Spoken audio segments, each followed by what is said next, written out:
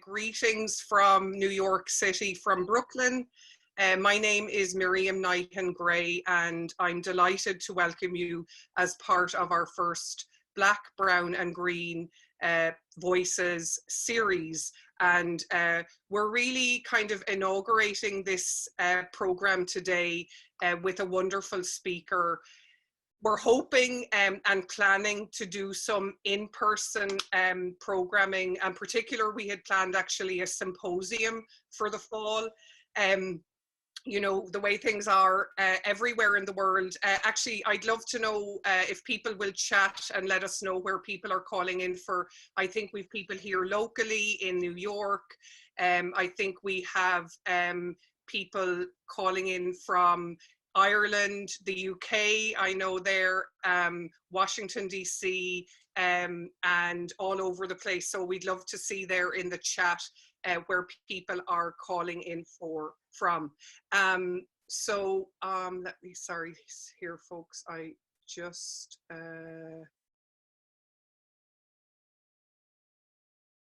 someone is after messaging me here trying to get on. I'm trying to figure out who this. I'm on, Miriam. Oh, it's Kevin, it's my boss. Hi, Kevin, how are you? Yeah. Without further ado, what we're going to do, so we wanted to give 5 minutes grace for people to just get online. This programming builds on our intellectual commitment to comparison and to excavating the Irish experience in the United States and beyond in a comparative dimension. We've done a lot of programming down through the years, looking at the Irish in dialogue with other groups.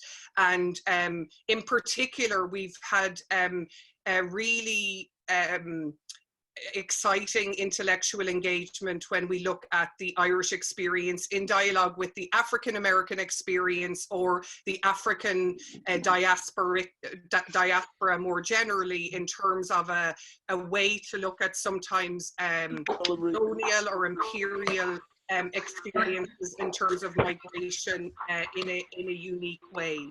And over the last year or so, I wear a hat as a historian. I'm sorry, I didn't really introduce myself. I'm on faculty at Luxman Ireland House, and I direct our master's program in Irish, a Master of Arts in Irish and Irish American Studies, and I help to run the place.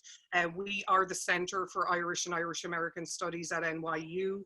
We are also the home for the Archives of Irish America, which my colleague Marion Casey started about 20 years ago now, and is an amazing repository for the Irish experience in the United States. And if you don't know about us, my colleague Dave will share a link to the homepage for Luxman Ireland House, so you can explore a little bit more about what we do in terms of public programming, our master's program, our undergraduate program, etc., etc. And part of the Archives of Irish America is a very important part of it is the oral history collection, which has now close to 400 interviews in it. These interviews have been taking place over the last 10 or 15 years or so, and they give us a sense of the Irish experience in North America in some very rich ways. And what we wanted to do a year ago was really augment the level of diversity in that collection, and really be very strategic about saying, what is it like and what has it been like to be a person of color, to be brown, to be black, and to identify as being Irish American in some way.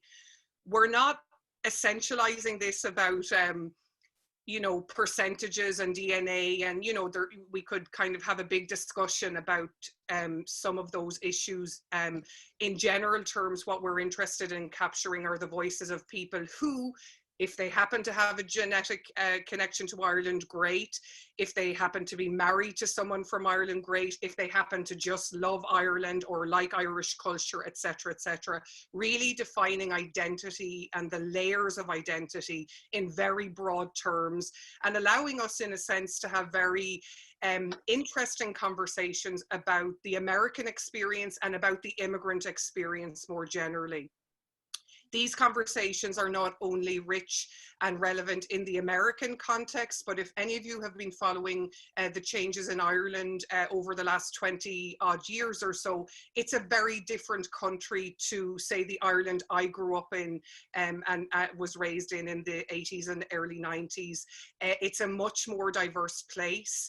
There are many, many Irish people who are proud of African descent, of Polish descent, etc., etc. So in a way, I often think about how exciting Ireland is as a place to study in this regard, because we're actually able to capture these voices in real time. A lot of the time with the Irish American experience, we're truly looking at sometimes a distant past, whereas it is more recent in the Irish sense. So we're really delighted to have connected with some groups in Ireland today and in the UK who are opening up these conversations more and more about what it means to be mixed race and Irish, brown and Irish, black and Irish, etc., etc., in Ireland, in the UK, in the United States and beyond. The United States and the UK are probably the richest places because of the demography of migration to those places and the history, the demographic history of migration to those places in particular. This event has come about because of the collaboration with our Consul General for New York, Mr. Ciarán Madden, who is going to say a few words to open us up there in a moment. The support of the Department of Foreign Affairs through the Consul General for New York, and Ciarán in particular, has been so encouraging, and so the conversations, the support, the energy about doing all of what we're doing in this vein is so appreciated.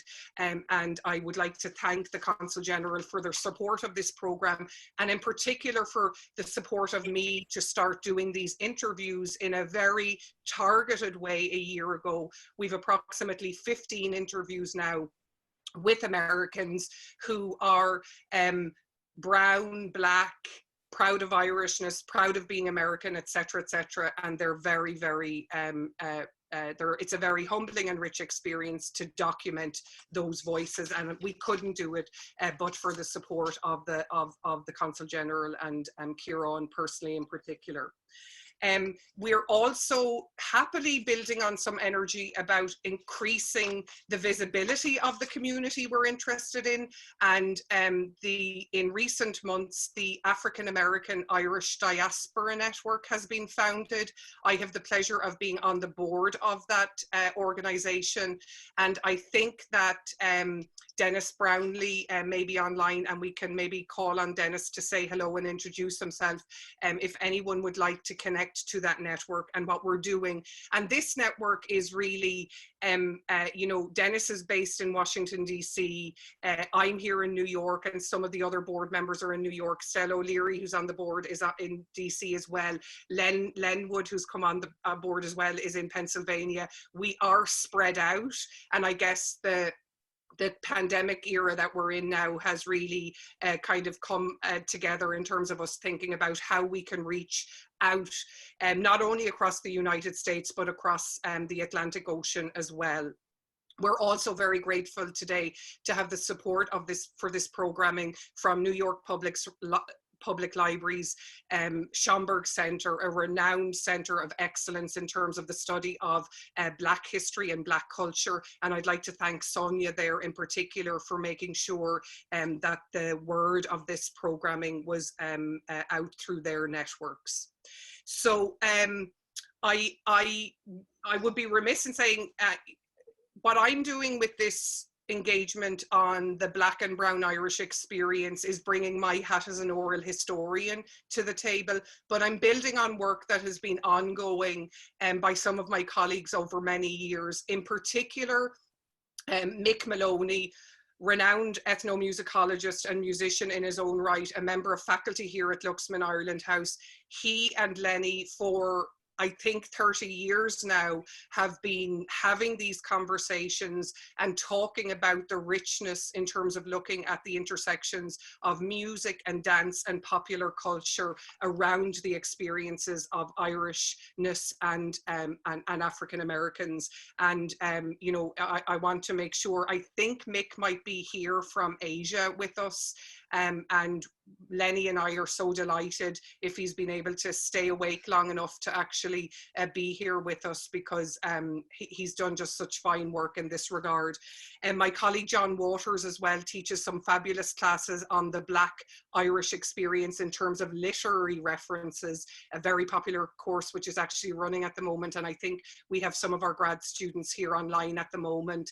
And my colleague Dave will share with you, John actually organised an event in collaboration with Peter Malin Walsh in 2015 to look at the Black Irish experience. Dave via chat will share the link to that YouTube. We have that actually documented in terms of the video footage of that, if any of you would like to go back and review it. Last but not least, before I throw it open to Kieran to say a few words, the process of doing these oral histories over the last year or so has been one of the most rewarding of my career in terms of capturing voices that were a little bit voiceless. And it's very, very important work in that regard. And I am so grateful. I think some of you are here online. Thank you for your generosity of time and spirit. And thank you from me personally for allowing me interview you. And what I'm doing today is sharing some of that richness in terms of the example of Lenny Sloan with you all, because these voices need to get out, and we're going to get them out in other ways in terms of podcasts and books and research and teaching, etc. But in the midst of all the madness going on, it's I'm very humbled and delighted that Lenny has agreed to be our speaker today. I have a long biography for Lenny, and what I'm going to suggest that I do is that we share the full length of it in our in the chat portion of the events. Of our program. But Lenny has for over 4 decades provided inspiration, leadership and technical assistance both in the public and private sector. He currently serves as the Executive Director of the Pennsylvania Commonwealth Monument Project, which preserves, conserves and rededicates historic and cultural monuments throughout the state. He serves as Pennsylvania's coordinator for the International Institute for Peace Through Tourism, as well as being a board member for the Mid-Atlantic Arts Foundation, Pennsylvania Downtown Association, Heritage Society, and Lancaster Public Arts Program. Happily, as I mentioned, Lenny has come on the board of the African American Irish Diaspora Network. He has an enviable career behind him as a dancer, as an activist, as an educator, and as a scholar. Before we open up the conversation between myself and Lenny, I am going to call on our really great Consul General and thank him for being here today to open up these proceedings. Kieran? Thanks, Miriam. Can you hear me? Mm-hmm. Great. I won't keep you from the main event, because the main event being Lenny Sloan is far more worth getting to than listening to me. Before I say a few words, I'm admiring the backgrounds. Lenny's background is very cool, but Stella O'Leary gets the prize for the best background because I can see a breezy beach behind her while I think she's locked down in Washington, D.C. Look, on behalf of the Consulate and the government, we're very, very proud and happy to be associated with this work. We're delighted to be able to support it in a modest way, the Black, Brown and Green Voices project, but also the wider momentum that I think is gathering around the broader context of this work. As you said, the work of exploring the African Irish and the African American, Irish American connections in the US isn't beginning now. Lenny has been at it for decades, as you said. Many others have been at it also. But I do think we have a chance, there's a chance to bring more momentum to that work.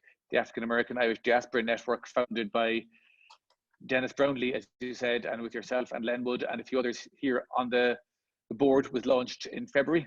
I think it was February. My dates have all disappeared from my head. I have no concept of time. And that's another chance for momentum. And as you say, it's so important when you look at, I suppose, what's happening in this country, which isn't something I can comment on, the politics of that, but also, as you mentioned, what's happening in Ireland, where the Ireland that you and I grew up in is vastly changed, and changed for the better, when you have 1 in 6 people not born on the island. And we need to capitalize on that, learn from our past mistakes, and build a better future. And it's very rare that you get a chance to look at our recent history and how we have interacted with other groups and see it as an opportunity to immediately create a better future for us. It really is fundamental to our better future. And to do that with the richness of cultural elements that are part of this as well is just a fantastic opportunity. And this is where it was, where Lenny, to his exploration of Irish and African links to 19th and 20th century United States, has such a deep, deep knowledge that we all will rely upon today and into the future. And there's 2 final points on it. We need to take care that, because so many people on this call are involved in this work, that we think it's widespread. Yes, there is momentum in it, and yes, there is an opportunity to do more, but let's do our best to spread the word and pull more people in, and get them involved and get them interested, and use the hooks that we can to get more interest and more momentum and more resources behind this work over the months and years ahead. We all live in our own bubbles, and we make sure that we don't get blinded to external realities by those bubbles and not lose opportunities to promote this work. And lastly, it is of course very, very live work. If you look at the cultural interactions, in, what time is it now? In just over an hour and a half, Rhiannon Giddens, formerly of the Caroline the Chocolate Drops, will be performing in Dublin, live in Whelan's, an empty Whelan's bar in Dublin, which will be broadcast live on Facebook and on YouTube. And the music that she plays and how she plays it and where she's coming from is another personification of the work that Lenwood has described, and does describe in such fantastic detail and with such fantastic erudition. The music, I mean, I know that Lenny and Mick talk about the journey of the banjo from West Africa to Appalachia to Ireland. And that banjo is in Rhiannon's hands. And one of the early banjos she had is now in the Metropolitan Museum of Art up on Fifth Avenue here. We can all go to see it when it reopens. So she is the personification. The music she plays and how she plays it is an immediate personification of the work that we're going to hear about today, and the history and the stories that we're going to hear about today. And if you get a chance at 3 p.m. New York time, 8 p.m. Dublin time, you get a chance to log on, and even in the background, nobody else on your Zoom calls will know that you're really listening to Rhiannon playing her music. So do log on to that. But I'll get out of the way and let the main event, Lenny Sloan and yourself, Miriam. Sorry, and of course, finally, a huge, deep thank you to you for the work that you do on this. I think we could all hear in your tone of voice at the end how important it is to you. And those of us who've discussed it with you in detail know how important it is. So thank you for the work you do. And I look forward to listening to you this afternoon, Lenny. Thanks, Kieran. So Lenny and I have had multiple chats. I did a formal oral history with him back in the fall, and I've had the excuse of, over the last 2 weeks or so, harassing him into having more chats with me, which always run on longer than we plan for them to, and are always raising really rich and dynamic questions. I guess to first of all, after all that, Lenny, and sorry for putting you through all my lengthy introduction and everything, welcome and thank you for being here with us today. I'm absolutely humbled by this experience. Let me first say that if Mick Maloney is on the line, I want to clarify when Miriam says she hopes that he can stay awake. It is not that I think that I bore Mick Maloney into sleeping, but the fact that it's deep in the middle of the night there. If he is not with us, I just need to acknowledge it. Mick Maloney for 35 years has been my north northern star on this whole quest and this journey about being a whole person. And so I have a joke, which is not really a joke at all, that Mick Maloney calls me on the phone and says, "What are you doing on the 5th of this day or the 12th of that day?" And I take my eraser out, or I take my phone out and push delete. And I always say, "Oh, that day happens to be open, Mick. You know, nothing. What do you got planned?"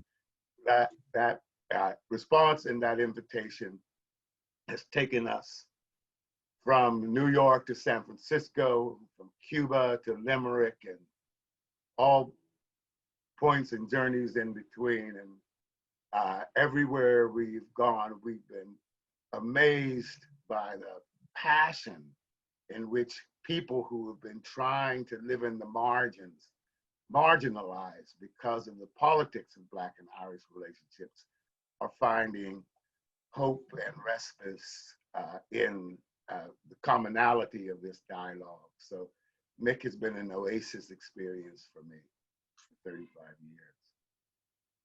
Thank you, Lenny. And I don't think Mick is on, but hopefully his Wi-Fi is cooperating from whatever part of Asia he's in, and he can pick us up or tune in later. I guess going off that, I mean, essentially your work, your own work and what you've done with Mick over the last number of decades is building off, I suppose the stage is center stage in terms of your own interest, and has been in terms of dance and music, etc., etc. Can you tell us a little bit about the crossroads between the Irish and Black American experience on the American stage in the 19th century in terms of whetting our appetite? Well, when we look at African American and Irish relationships on the American stage, we have to look at the nouns and the verbs of that experience, which are the music and the dance. Irish music and African music, Irish dance and African dance, Irish melodies and African rhythms create the nouns and the verbs of the American contribution to world art. I am excited that the Chocolate Drops will be holding a banjo in Ireland, because it is the full diaspora journey around the world and back of an instrument, the banjo, which began in Africa, found its way into the Americas, and into the hands of itinerant Irish musicians. You look at the American stage experience, and we see Black and Irish relationships like a hologram or a hall of mirrors. We see Irish men wearing Black face makeup, pretending to be Black men, speaking to Irish audiences about the oppression and suppression of themselves through a voice which makes it safe for them to speak through, because nobody really takes a Black man seriously. So let me go through that again, because it's a difficult equation. An Irish man pretending to be a Black man, pretending to be a white man, speaking to American audiences who have rejected both and placed them outside the mainstream of the culture. It's just a convoluted and difficult experience. Irish men in blackface fall into 4 basic characteristics across a chronology that involves 1750 to the present day. The first Irish men in blackface refer to themselves as Ethiopian delineators. And these men traveled through rural and plantation America, capturing the songs, the sounds, the nuances, the characteristics of which they refer to as the sable genius of humanity. Of course, they did this in vernacular, And they did it in both character and caricature before 1840. But those first men in blackface were attempting to capture as close as they could the nuance, the sounds, the expressions, the musicality, the rhythmic structure, and the dance and movement equation of African Americans, and bring that onto the boards, literally the boards, because these were saw boards set up, sawhorses set up with boards on them, where they brought that entertainment. Wow. They were going for the ear, the EAR of African America.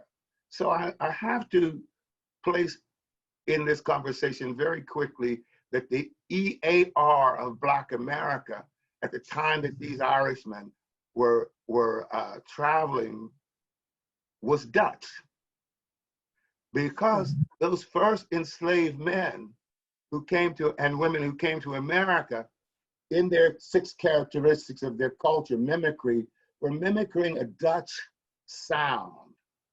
So, very quickly, the Dutch word for this is this, and the Dutch word for that is dat, and the Dutch word for them is dem, and the Dutch word for those is those, and the Dutch word for there is there. Put it over there. Oh, them golden slippers, you know.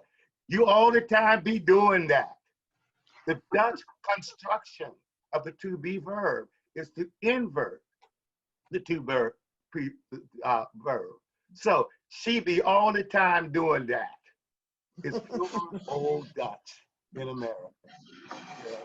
And so this mimicry, which we in Ebonics think of it as a degeneration of English, is really a Dutch language that these men were experiencing upon the edges that they took into their, so oh them golden slippers, oh and oh do da day, you know, and put it over there and she be doing that. That is old Dutch, which has come down to us through enculturation into our inner cities, through an oral tradition and an oral air. I am not trying to lift up the lexicon and the vernacular. I'm trying to clarify the first sounds that these Irishmen would have heard from that these new people.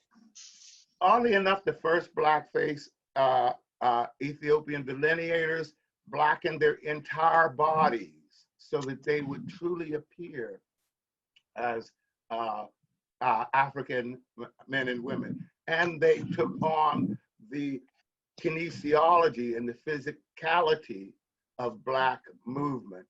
In African dance, the feet are parallel. In Irish dance, the feet are turned out with the heels towards each other. In African dance, the knees are bent. In Irish dance, the leg is straight. In African dance, the hips are an instrument. It's called isolation, undulation, syncopation, and swing. You know, in Irish dance, the hips are still. You do not move. That's core center, that axis center. In Irish dance, the head, the chin, the heart, the hips, the knees are all in an axial line. In Irish African dance, the torso comes forward and falls forward. In Irish dance, we are ascending, we are leaping towards the heavens because God is above us. In African dance, we are falling towards the earth because God is in the drum and in the earth, and the earth is the drum. In Irish dance, the arms are placed at the side so that we have an axle. In African dance, the arms are akimbo and used as a musical instrument.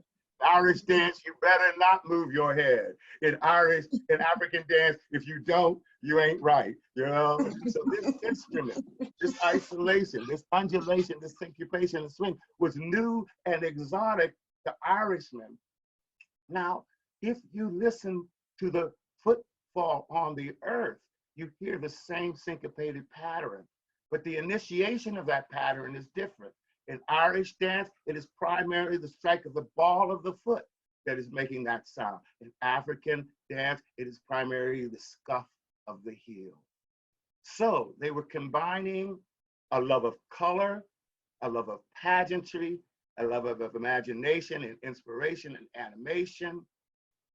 Both were cultures of wit and wisdom, laughter as medicine, and also as a way of hiding and a very important message into a political statement.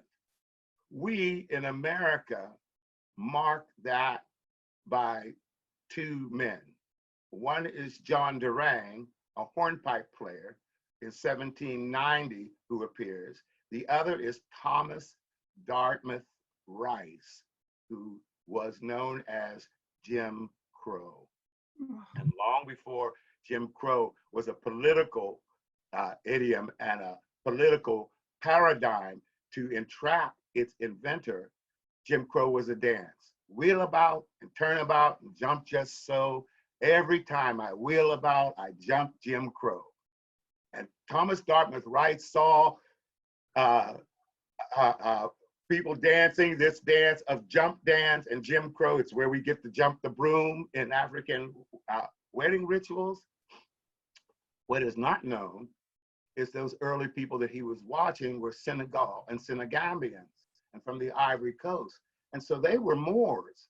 And what he was seeing is a dervish in America, a spinning, turning, whirling, jumping dance. What he was seeing was a transformation of ritual into vernacular social expression.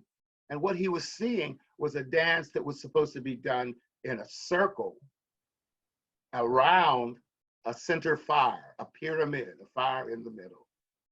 What he did, because he took it to the board, was to break the circle and create it into a square and a line. And so we begin to see the first degeneration or assimilation, whichever way you want to come by this, of a culture which was transported through an Atlantic experience, a Middle Passage, found new expression and new purpose. History records two stories. One is that Thomas Dartmouth Rice, Jim Crow, saw an old crippled man dancing the Jim Crow in an alley, and he borrowed the man's dance and the man's character and took it on the stage. Another version of the story says that he saw a young boy in a barn tapping the dance out on the floor with cornmeal and making shuffling sounds with the cornmeal, to accompany himself as a tambourine or as an instrument. Either way, he borrowed, some say stole, others say appropriated, the man's dance, lifted it out of the circle and out of the purpose of social expression, and took that dance onto the stage. It became an instant sensation. And he created the character of Jim Crow, which came into the American vernacular. And I'll end here, Miriam, by saying Thomas Dartmouth Rice, Daddy Jim Crow's purpose in the dance was political. The earliest songs of Thomas Dartmouth Rice of Jim Crow, which are raps, by the way, they are simile, metaphor, onomatopoeia, syncopated stories, were all to put down the very people who were laughing at him, to tell them about the plight of Irishmen in America through the voice and the expressions of a Black man whom they didn't take very seriously, so they laughed at the satire of the man himself. Folks say that Thomas Dartmouth Rice borrowed the men's clothes. Forget it, that is not correct. If you look at the oldest images of Jim Crow, you see four important things, and then I'll turn the page. The first is you see his trousers. His trousers are the patchwork trousers of the Italian clown, because the Italian circus was what was most popular in rural places. You see his raggedy coat. Forget it. That has nothing to do with the African American man. That raggedy coat was an expression of the 1820s boulevard. A guy named Theophilus Gautier, who considered himself a bon vivant, took his scissors and cut his evening coat ragged, cut the tail off. You know, so below, Jim Crow was paying homage to the circus. Above, he was putting down the dandies of his time who expressed Irishmen as outsiders. In his cap, see Mark Twain, because the cap on Jim Crow's head is a boatman's cap. And in that cap is a little Irish pipe, reminding the audience that even though his face was black, he was actually an Irishman. Why? Because the audience thought he was a black man and ran him out of town. You know, like, so he had to build in symbols and expressions. So Jim Crow becomes a composite of everything about how that Irishman felt about an oppressive white community that pressed him outside. It didn't even count him in the census. He hides all those social and political symbols inside the music, the expression, and the dance of that black man, and he takes on the character, the epitome of humor and pathos in African culture, Sambo. And Sambo, which means wise one or knowledge, is the servant who steps outside of his primary experience to speak to the audience about the pathos. Rice had seen a man by the name of Charles Dibdin perform an English opera called The Padlock. In The Padlock is a character called Mungo. And Mungo is an enslaved person who his master has a beautiful young, the master is an old twisted man. He has a beautiful young wife that he locks in a tower every time he goes to town. He gives Mungo the key and he says, Mungo, be sure that my wife doesn't get out because she's kind of involved with Lorenzo, the sheep herder, and you know, so he gives Mungo the key. The young woman pleads to Mungo, you are enslaved also. You know what slavery is like. Please let me free from the tower. And Mungo, having passion, releases Isabella. Of course, Isabella runs down the road with Lorenzo, and the master comes home and he beats Mungo. Mungo sings, dear heart, what a terrible life I've led. A dog has it better that is sheltered and fed. Night and day, it is the same, my pain is their gain. Me wish to me, Lord, me was dead. Rice loved the pathetic character, but he stole, borrowed, appropriated that character of the Mungo or the Sambo, and he took him on to the American stage. And it was the first time that Sambo became a caricature instead of a character. And that is the beginning of the demise of the Black image on the American stage as a whole person. Wow. Wow. Folks, I'm just going to mute all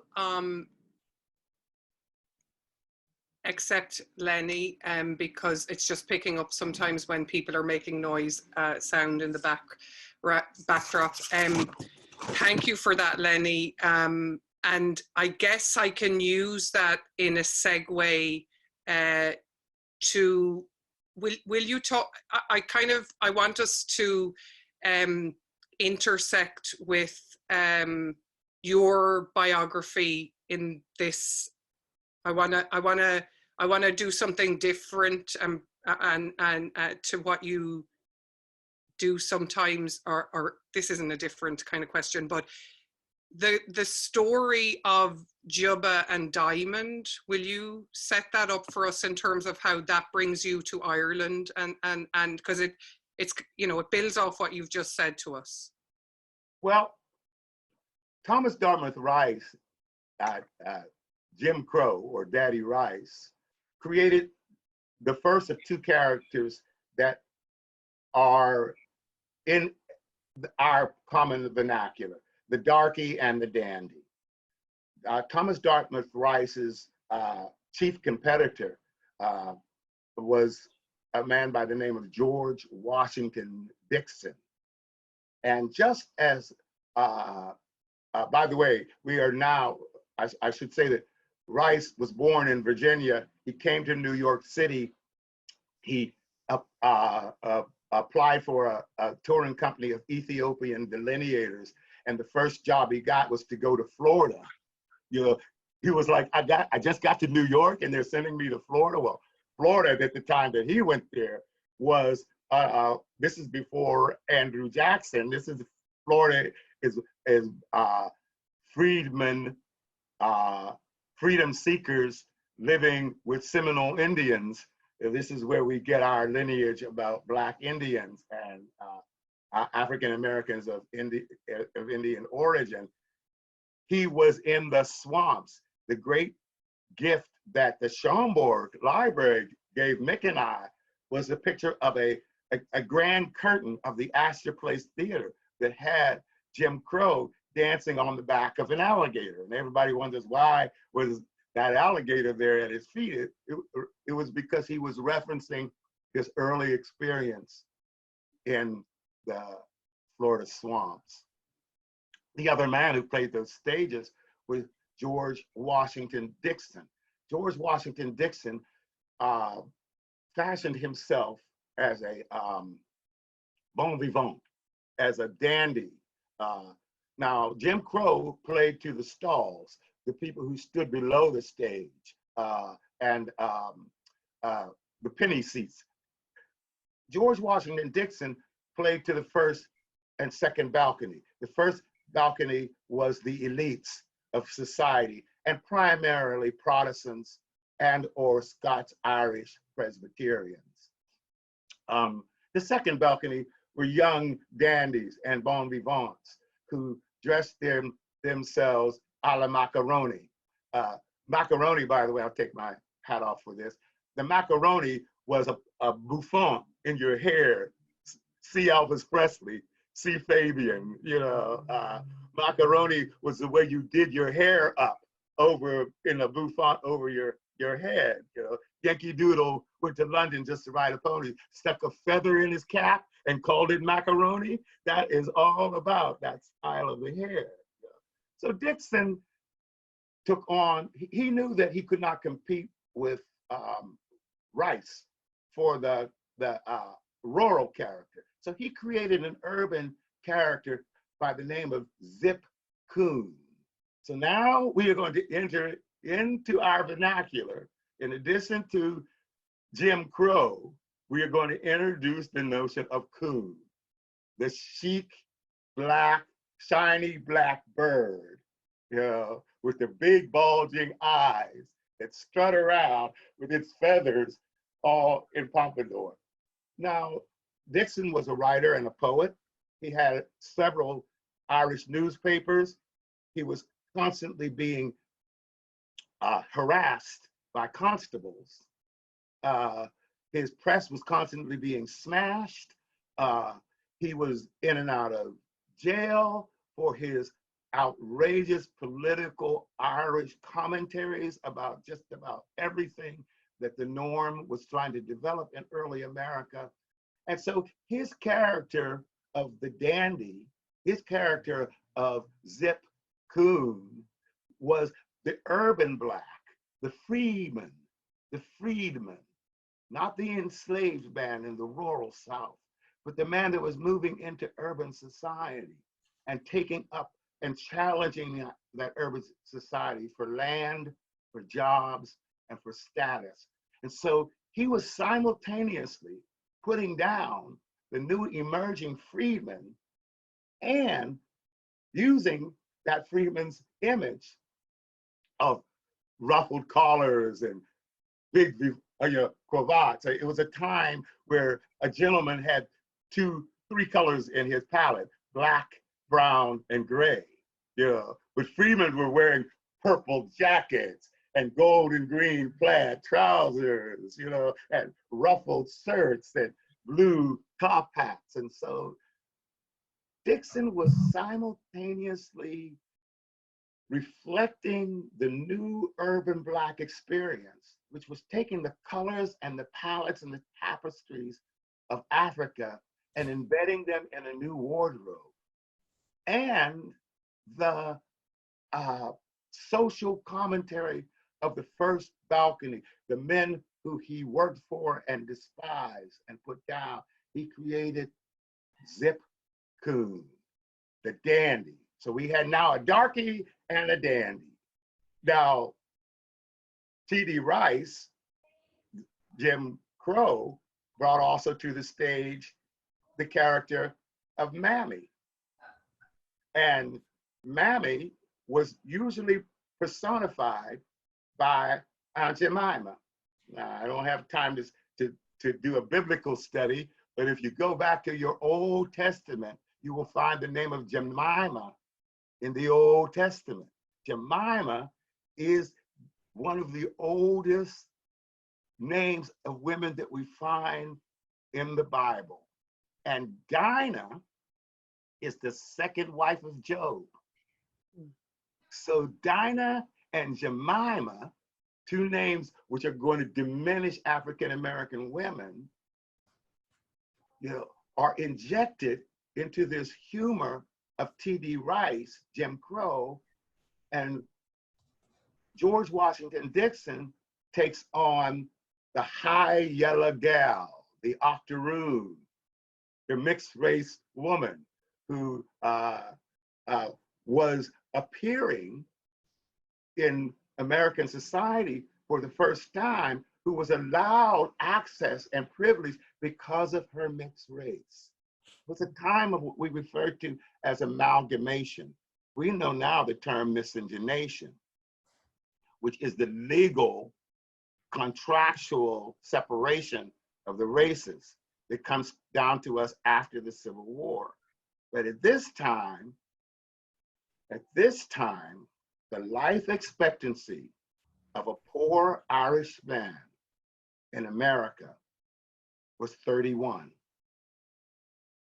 The life expectancy of a poor Irish woman in America was 18. 18. The life expectancy of a poor working class enslaved or newly freed but poverty-stricken Black woman was 36.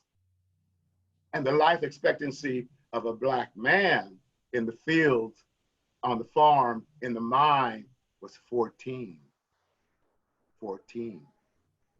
So what you had outside of society, what you had outside of propriety was a lot of Black women and a lot of white men, a lot of Black women and a lot of Irish men.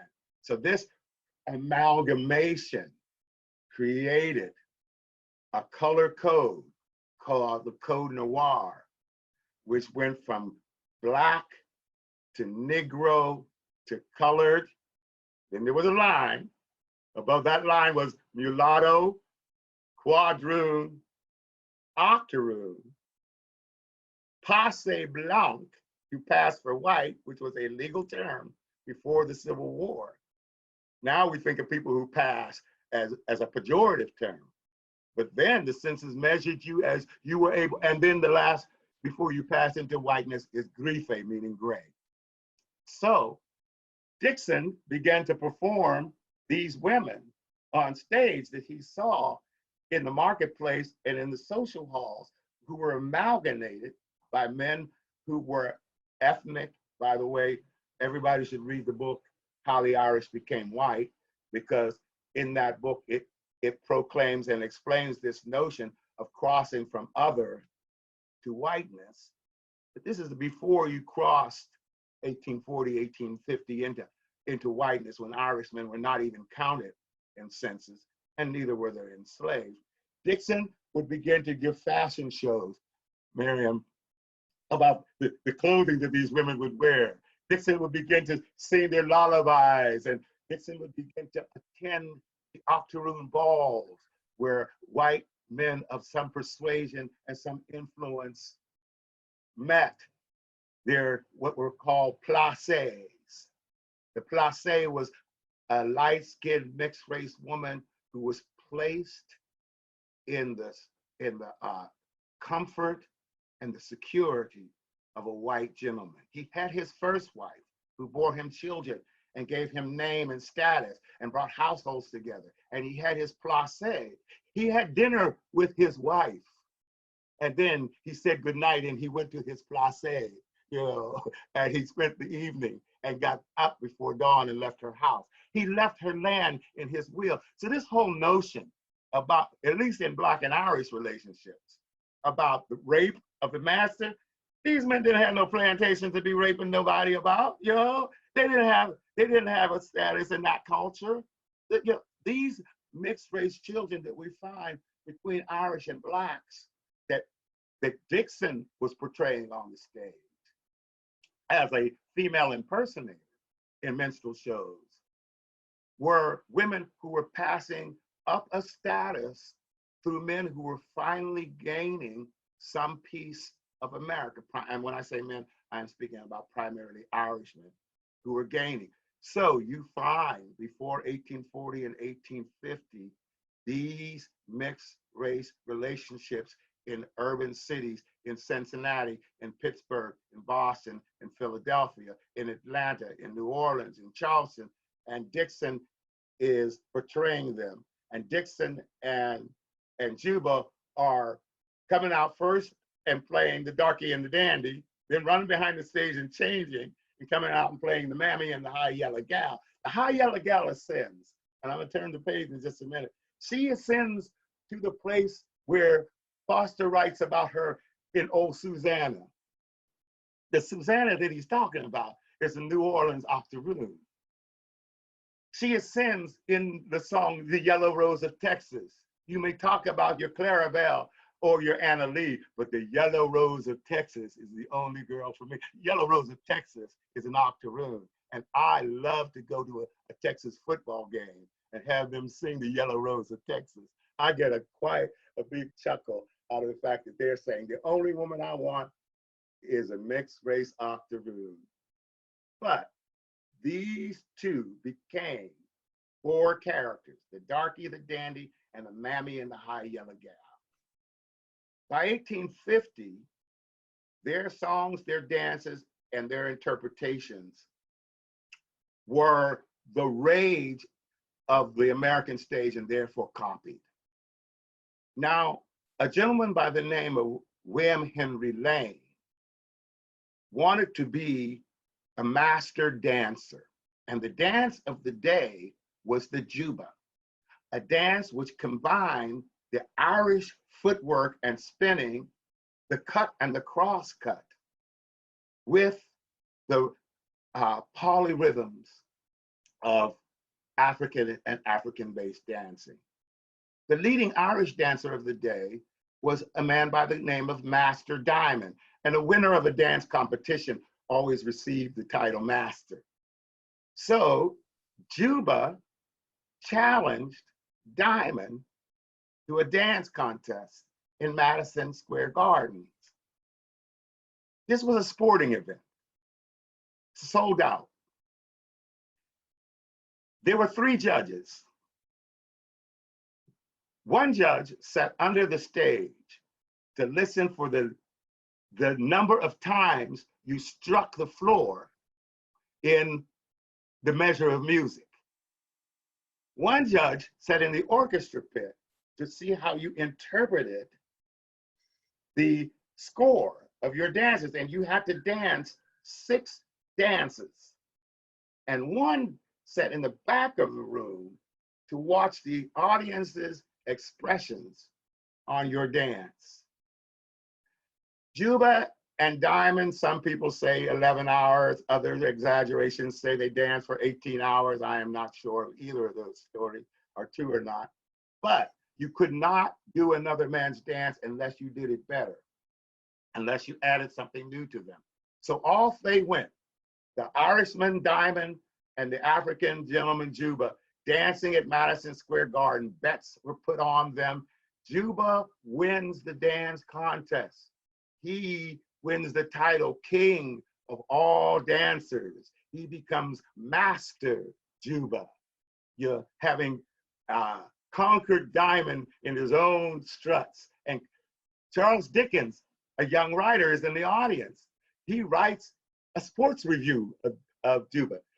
Single shuffle, double shuffle, cut and cross cut, turning about like the man's fingers on the tambourine, with the front of his legs in the back and the back of his legs in front, and nothing have I seen more glorious, more glamorous, and more inspiring than the dance of Master Juba.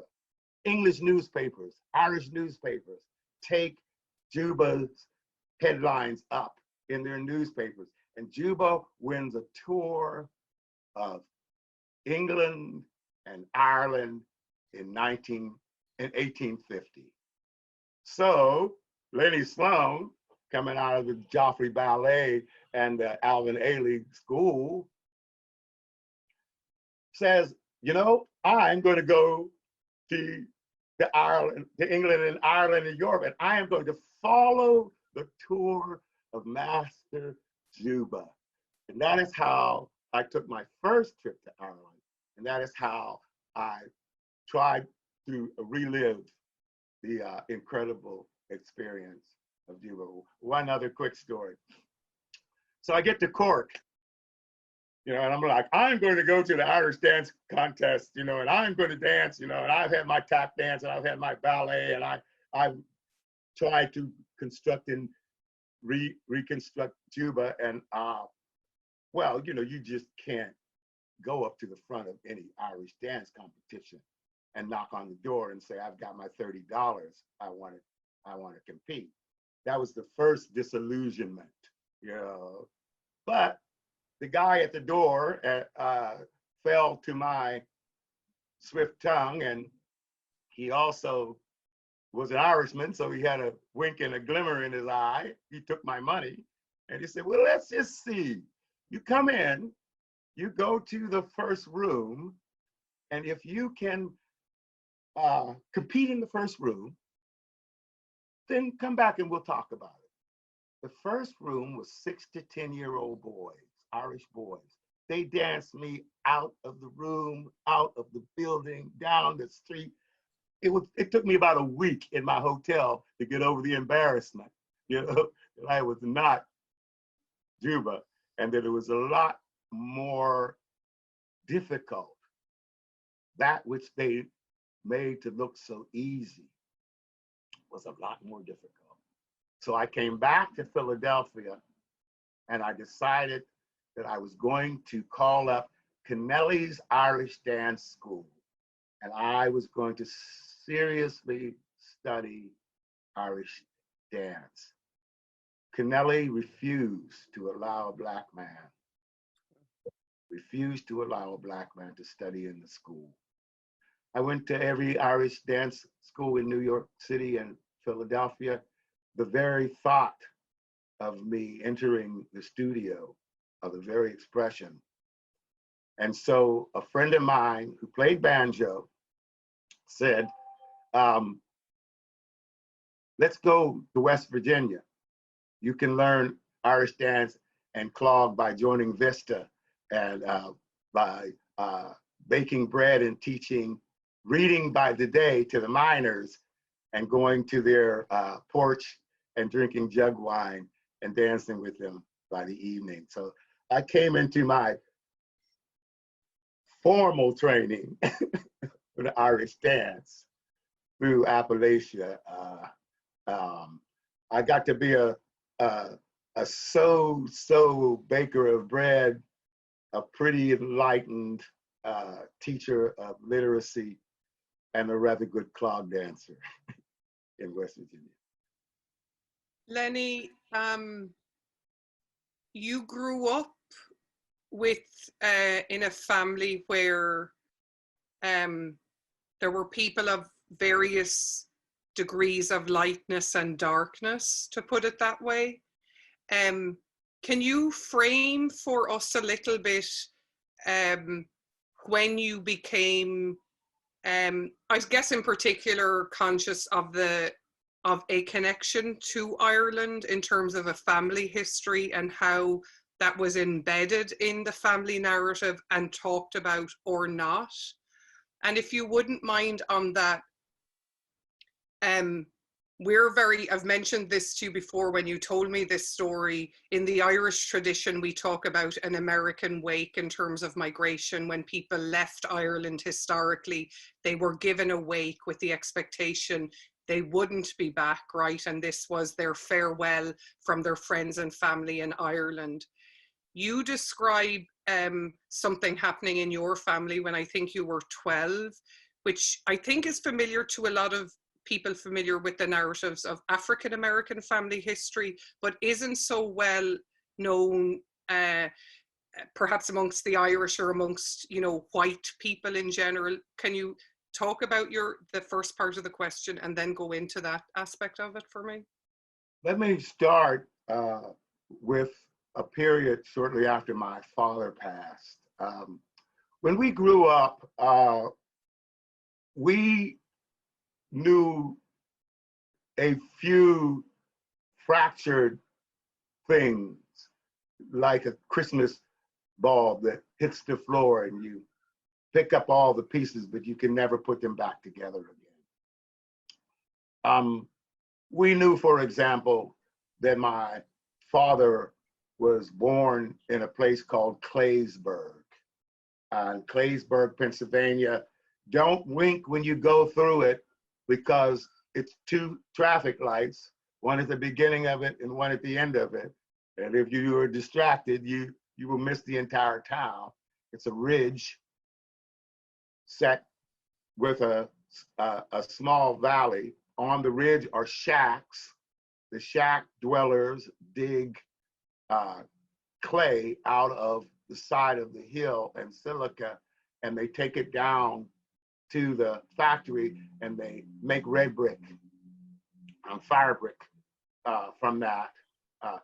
They buy everything from the store that is the county store, and they wind up owing the master, I'm going to say, because it was a plantation, mixed races, blacks and primarily Irish and German, living on the side of the hill. We knew that my father was born there. We knew when we got to Pittsburgh that he was the son of a Haitian and a father and a mother who was mixed race. And we didn't know very much about that, but we knew that she was the color of a buttercup, with long, at that time, red hair and blue eyes. And that was pretty astounding to us.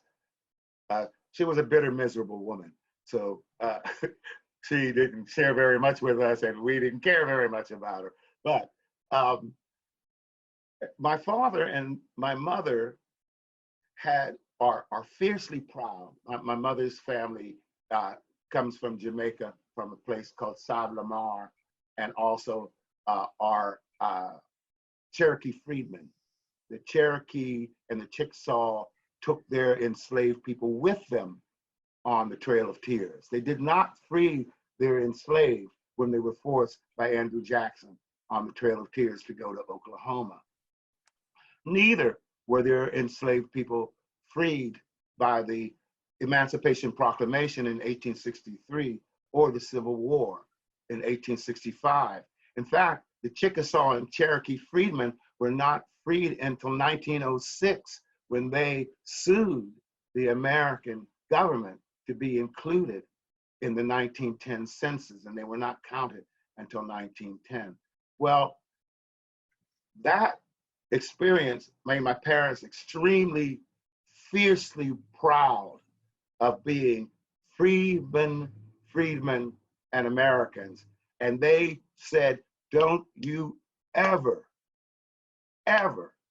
do a thing for a white man unless you get paid a fair salary, except for the white man who lives down the block in the cottage behind the trees, you know, and you need to go to his house every morning before you go to school. You need to empty his chamber pot, and you need to chop his, bring in his coal, and you need to set out his breakfast. And you know, you're like, what is this? This doesn't make any sense. This man won't talk to us. You know, he leaves the door open, but goes to a back room. You know, when we're gone, he locks the door again. You know, what is this? Well, after my father died, as my brothers and sisters were cleaning out the drawers, I found this picture of this man whom we euphemistically, we thought, referred to as Grandpa Moore. Well, it turns out he was my great-grandfather. He was my father's grandfather. He was Thomas Moore Jr. His father, Thomas Moore Sr., came from Kilkenny in 1848 into Five Corners. He was a political rebel rouser, and he was run out of New York City. And he went to Minneapolis, St. Paul, and then into Missouri, into what is called the Irish Wilderness. And those who are listening should Google Irish Wilderness, because it was a place where radicals and rebels and Irishmen who wanted to get outside, they became itinerant farmers. Their entire family would leave in the spring, and they would travel through Kentucky and Arkansas, and they would amalgamate on their journey. Each spring, they would come back with Native American or African American women and mixed race children. And Thomas Moore Sr. took his children and his son, Thomas Moore Jr., my great-grandfather, to Carthage, Arkansas, where he met a woman who was Cherokee freedman, and they amalgamated. Miriam and I were talking, they were fiercely Catholic. We were talking about, could we find evidence of a church marriage? But we know that they amalgamated and they were considered husband and wife because Thomas Moore Sr. fought for a time in the Civil War. And Barbara Barksdale is online. Barbara Barksdale has taught me how to read the Civil War muster rolls. And in those muster rolls, we found that Nancy Jean and Thomas Moore Jr. applied for Thomas Moore Sr.'s pension papers in 1896, shortly before they left Carthage, Arkansas, and started moving north and finally into Claysburg, where they lived for a time before they came into Pittsburgh. So we went to my grandma Molly Moore's sisters and brothers, and we began to ask them, who is this man? How do you feel about him? We were told, you don't talk about that. We don't, well, you know, I'm from a family of Irish renegades, African-American freedom seekers, people who came north and changed their names, or were, you know, nobody wanted to talk about their past. It was something that the elders of that time said, we don't bring it up again. You know, in fact, my grandmother, Molly Moore, whipped me for even asking her about the faces on her wall, some which were white, some which were black, some which were light, some which were dark, you know. In African American culture, we have something called the brown bag. And a lot of your viewers and participants today will know about the brown bag. The brown bag was a piece of parchment or brown bag paper that your mother put on the door. And if a boy came in the house that was darker than the brown bag, he was not allowed in, period. End of sentence. You know, I could not take the girl I loved to the prom because I was darker than the brown bag, and her mother wasn't having that. You know, that was 1966. The brown bag still exists. The Alpha Kappa Alpha sorority was sued. The Alpha Phi Alpha fraternity was sued because they still maintain the brown bag theory of how do you get into the fraternity and the sorority. We call it today colorism, the way Black people feel about Black people, the way they feel about tones and skin tones, you know. But when we were growing up, we discovered in this, what I will refer to lovingly as tribe of Sloans and Moores and Joneses, of Irishmen and Native Americans and freedmen and Cherokee freedmen. We discovered that in our family, we were just about every hue imaginable. So one day when I was 12 years old, my mother told us to all get dressed. We were going to a party, and I love a party. You know, any of you listening know I am born in Pittsburgh, but I claim New Orleans as my culture. So it's the difference between race, ethnicity, and culture. So I'm ready for a party. I was ready for a party even at 12 years old. She said, we're going to a party and I want you to bring a gift. Who is the party for? It's for the Pratts. My cousin Pratt, whose name I won't mention because they don't want anybody to know this story, was my age. And I said, what's the occasion? And they said, well, we're going to say goodbye. And I said, where are they going?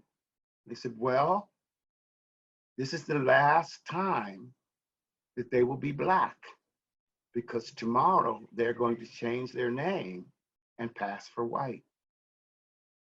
And we are going to say goodbye to them. We are going to have a farewell party for them. So we refer to it in my family as the farewell party.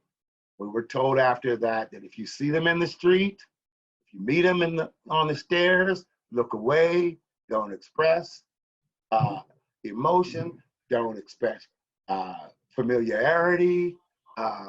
In the pre-civil rights, Pittsburgh, Pennsylvania, in the pre-Martin Luther King, urban blue-collar steel town, they had the skin tone, the hair texture, the bone frame, the blue eyes, where they could slip into white society. And the only thing they feared, Miriam, is that one of us would expose them.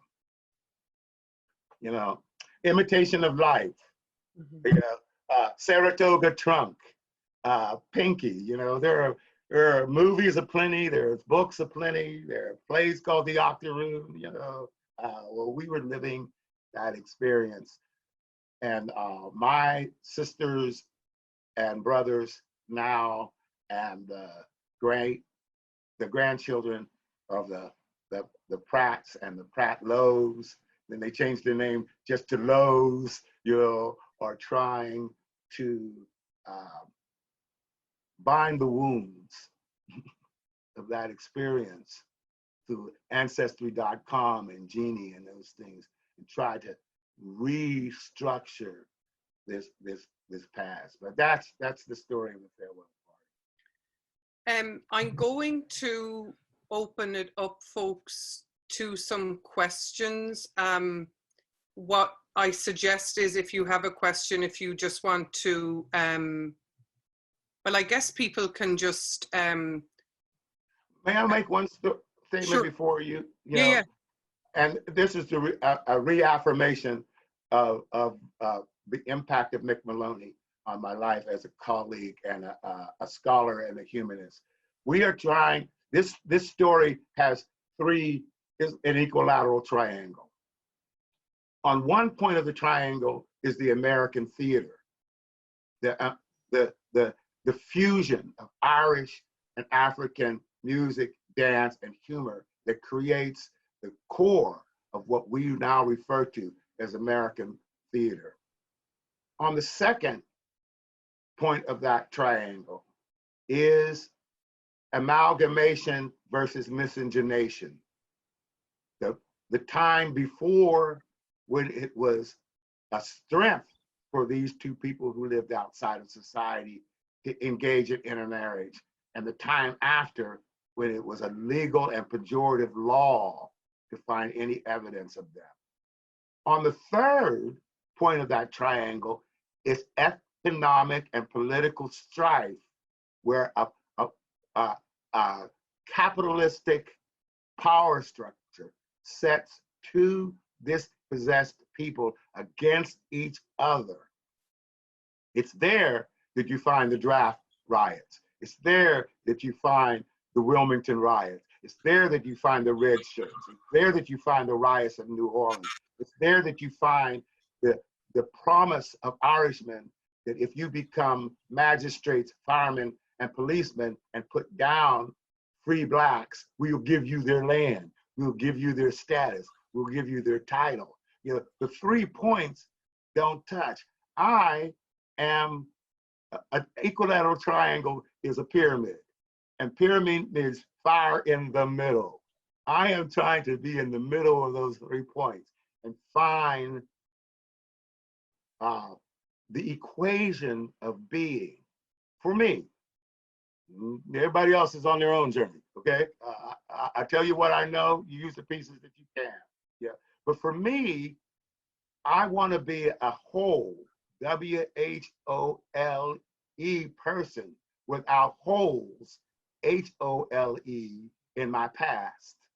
So my quest, I'm not trying to be an Irishman, you know, although my third trip to Ireland was with a friend, Timothy Purcell, who said, my family is 4th generation Irish. We've always been Irish. You know, we came from Kilkenny, and I'm going to find my roots, and you can come along if you want to. And I was very much into Thomas More at the time. So I said, well, I'll go along to Kilkenny and see what I can find, you know, about. Well, we found that the Purcells were not Irishmen, they were Angevins.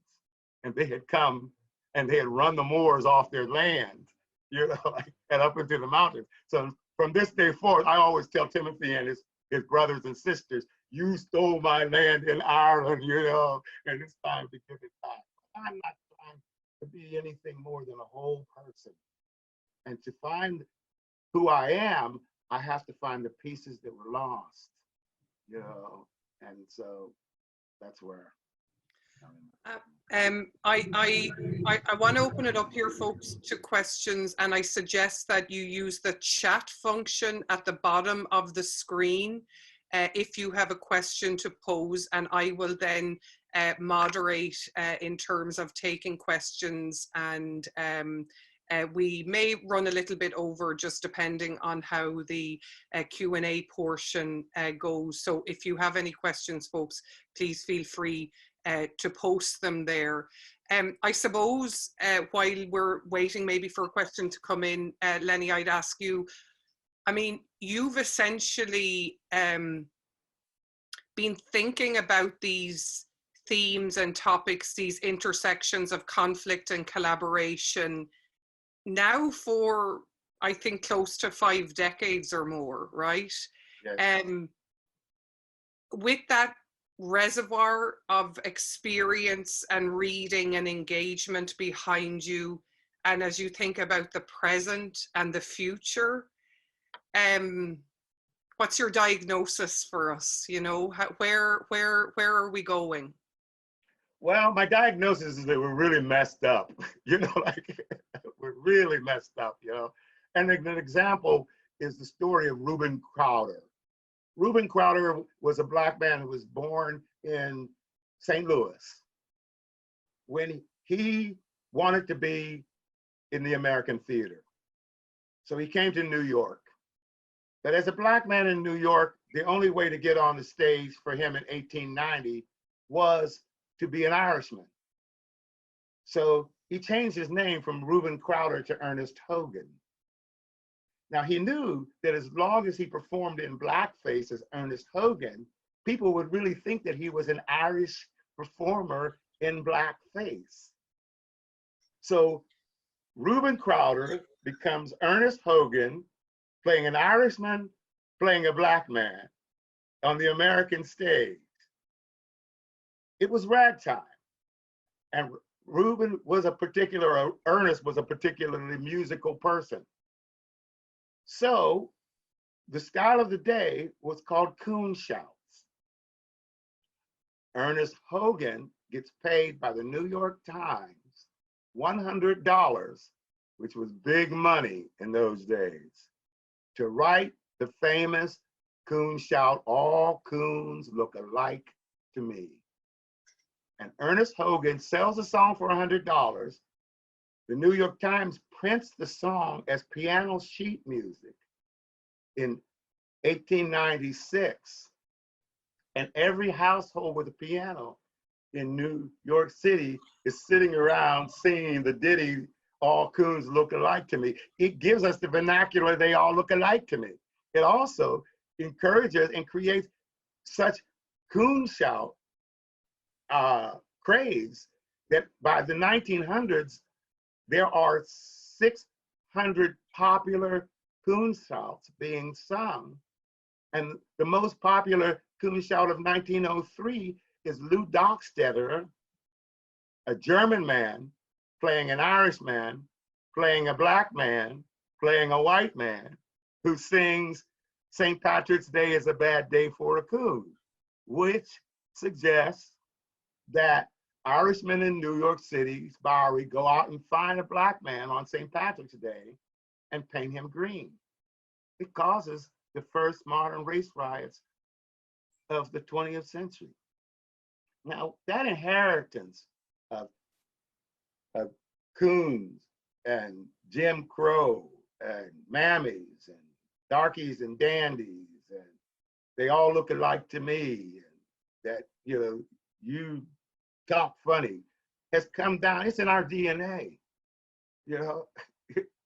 You know, and got to be political for just a moment. Won't mention any names, but when you have the leadership of America causing racial strife, those of us who are trying so desperately to be whole, WHOLE, are finding holes ripped in our solidarity.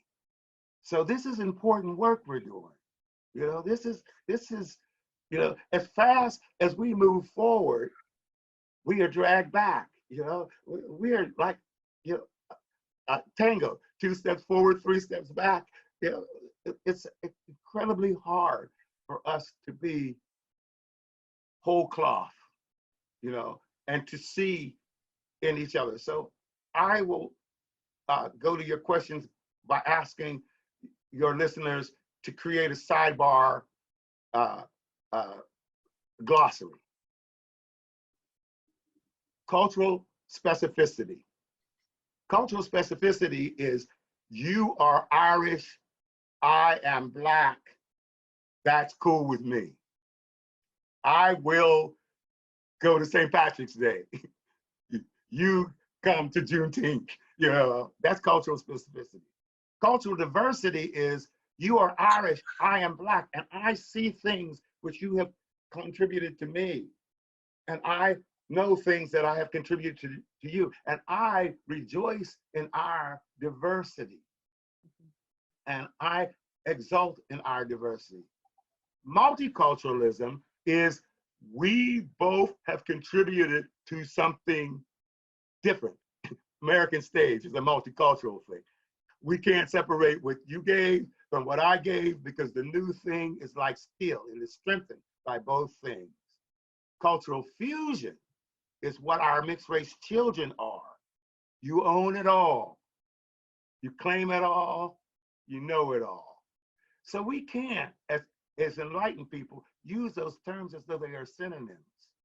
We have to understand, what are we trying to do here? Are we trying to be specific, you know, on Cinco de Mayo? You know, are we trying to be diverse, you know, on Chinese New Year?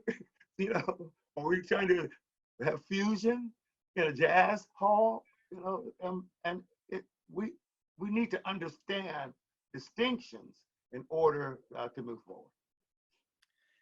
Lenny, I'm conscious of time for people. We still have a great number of people still online. I'm going to cluster some of these questions together and we can maybe start thinking of the answers before we wrap up. April asks, are you collecting the sorts of cultural characteristics that Black people consider their Irishness? I guess kind of looking at the characteristics that African Americans kind of draw on in terms of a connection to Ireland. Kaz asked, did we not dance the Juba or Juba inspired pieces when you choreographed for our repertory company at the Riverwalk in New Orleans? I'm sure that was there, all right. Someone asked if you made peace with your mum. I think it means your grandmother, and do you visit Ireland now? And Jackie in the UK, she recently did her DNA. She's mixed race, and her DNA came back 65% Irish. Her mum is Black, and you've explained the reason. And one of our graduate students, Rowan, asked, would you be able to speak more to tropes of Irish and Black women in the 19th century, maybe beyond domestic servants and working class women? There's an eclectic mix of questions there. Maybe you share some thoughts as we wrap up. Let me start with the fact that 38% of African Americans have at least one Irish ancestor. So whether we know it or not, our ancestries are mixed. Whether you claim it as your primary identity is a different question than what you are made of, you know, and what you gravitate to. Who I was when I was born is not who I have become as a man, you know. So the journey from womb to tomb is a crooked road, you know? And but 38% of African Americans have at least one Irish ancestor. Yes, Kaz, you all were the first, because we were only 5 blocks from Congo Square. I felt obliged to choreograph the Juba in New Orleans and set it on your company. And Kaz Akers excelled in the spinning and jumping, you know, and so that's a different thing, a difference between race and culture. We are cataloging the common ground, the places. When I say we, I mean Mick and I are cataloging the common ground, the places where the two people have contributed to what we call the American theater and the American body of music and humor. We are also searching out and evoking the people who are cataloging the specificity of contribution.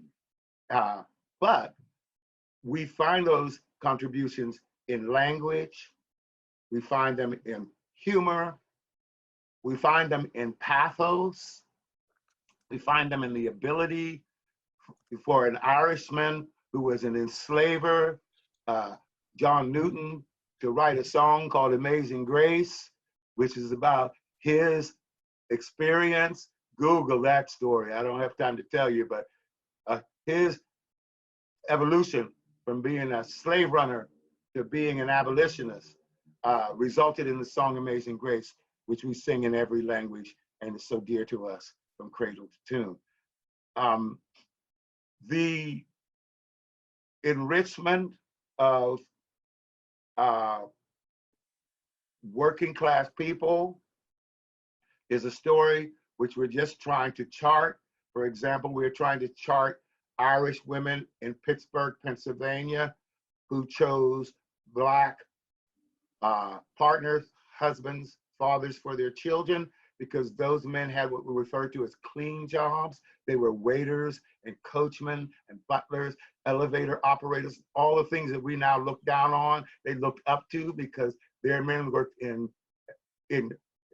canals and on docks, and so they gravitated as a sense of upward mobility. So there's those stories which are not really told. And again, this notion of the only way you get mixed race children is through the rape of a master, that that just ain't, that's not it. I go to Ireland as many times as they invite me. The last time was with Mick Maloney. We went to the University of Limerick. We had a great long residency in Limerick. The time before that was in Galway, when I went to look at the relationship of Frederick Douglass and Daniel O'Connell, the letters that they wrote to each other, the repeal movement and the abolitionist movement. And I wanted to go to the room where Frederick Douglass had heard O'Connell speak, and I wanted to immerse myself into that experience. And so I try every chance I get to follow a piece of history to its original source. Those of you who are on that know, that have taught me scholarship, have taught me about source material. So I try to source my references. Lenny, there's a flood of tributes here. As always, Lenwood, you give a wonderful presentation. Thank you very much. Such an interesting evening. I'm sorry I have to get back to work, but I just wanted to thank you, Mr. Sloan, so very, very much. I learned so much. This was so insightful. Thank you so much for doing this. I just wanted to give you a flavor of... Can I tell a 30-second story very quickly, because it's about being humble, So Mick and I are in Ireland. My Irish friends will know exactly what I'm speaking about. Mick and I are in Ireland, and I'm very proud of my little bit of knowledge about this subject. In America, in any Irish bar I drink black and tans. So we are in Cork, and I go up to the bar and say, I'll have a black and tan. The guy brings me an ale. I don't get it. So I go, no, I ordered a black and tan. Well, how did I know how the Irish felt about the black and tans? Who had put them down? How did I know? So, a little knowledge is a dangerous thing. I was lucky that I didn't get kicked out of that bar, but I was adamant to show off, because the assimilation of that culture in Boston, in Cleveland, in Baltimore, in San Francisco, was that the black and tan is the quintessential Irish drink. No sirree, Bob, not in Ireland. So you gotta know what you don't know, and you gotta be humble on the journey. Lenny, thank you for doing this today, and I hope that people, and we'll have an opportunity to gather physically to share. We've only scratched the surface in terms of the questions, you and I we had talked about, and just in terms of the richness of your knowledge and the opportunity to engage in this weird virtual discombobulated world that we were in. This has worked wonderfully, and thank you for taking the time and energy and generosity to share share your insights and reflections today. I apologize that your listeners didn't get a chance to ask their questions and for my feedback. The gentleman asked, what characteristics of Ireland have I absorbed? Obviously, you can tell that the gift of the gab, is one of those. No, it's a good complaint to have, because we were trying to find the balance with less hearing from you and the questions, and you didn't cover Rowan's question, but you'll have an opportunity to meet her again and have some more conversations about that. So Lenny, thank you for your interest in what we are doing. Thank you for today. I want to remind the people who are still here with us, it's wonderful to see that even we've run over time a little, people are still on with us. As part of our Black, Brown and Green series, Deidre Humphreys Barker, who has written this really fascinating memoir about her family history called Mother of Orphans, The True and Curious Story of Irish Alice, a coloured man's widow. Deidre has spent years as a writer and as a researcher documenting the experience of her great-grandmother, that woman there on the image of the book. She's going to be with us on May 14th at 1 p.m. on Zoom, and please join us. And Professor Christine Keneally, whose new book, Black Abolitionists in Ireland, will be out by the end of the month, and Christine has generously agreed to come on as part of this series on June 4th. So thank you for inaugurating this. Just before I wrap up, I just want to draw your attention, if you would like to stay engaged with us and what we are doing, please reach out to Glucksman Ireland House if this is the first time you've engaged with us as an entity. But I also want to make you aware of the African American Irish Diaspora Network. And I think we have Dennis Brownlee, who is the founder of that organization. Dennis, are you still here with us? Hi, you are, Dennis. Do you want to just say hello really quickly there? Oh, thank you, Miriam. And thank you, Lenny, for just a wonderful discussion today. And thank you, Miriam, for hosting. And to the Consul General, Karen Madden, for all of your support for these efforts. And the African American Irish Diaspora Network its mission is to help pull this community together and to help support this kind of research and this kind of discussion, and give people a vehicle to build a community together. And so I invite everyone on this call to go to our website at aaidnnet.org and to join our network and get on our mailing list and participate in more of these activities, and also to check us out on Facebook at African American Irish Diaspora Network. And again, we look forward to the continuation of this series and to helping to put more of these events together with Miriam and with the Consul General. Thank you. Thanks, Dennis. Thank you. Thanks to everyone for coming online today. Thank you to my colleagues, Amber and Dave, for their technical support and help today. And a special shout out to my husband, who was banished from our small one-bedroom apartment in the rain with a 2-year-old and a 7-year-old, so we could be quiet here today. And to the director of Glucksman Ireland House, Kevin Kenny, for being supportive of all this programming. We'll gather in person. This is to just keep these conversations going in this virtual realm. Come back and join us on May 14th and June 4th, and come back to us when we have an opportunity to be together, hopefully at NYU in the fall or soon thereafter, to hear more of Lenny. We literally only, it's the tip of the iceberg today, and as usual, it was insightful and interesting and dynamic and colourful. So thanks again, Lenny, and Sloan to everyone all over the world. Take the high road. For calling in, folks. Sorry. Thank you. Bye-bye. Bye. Thank you, Lenny. Bye. Thank you. Bye. All my good friends. Thank Thank you, you very everyone. much. Thanks, everyone. Thanks, Miriam. I'll speak to you later. Thanks, Lenny. Thank you, Thank Jenny. you. Lovely to have you on. Good It's to very see you interesting. all. I've loved it, Lenny. Say it again. You've explained my whole life to me now.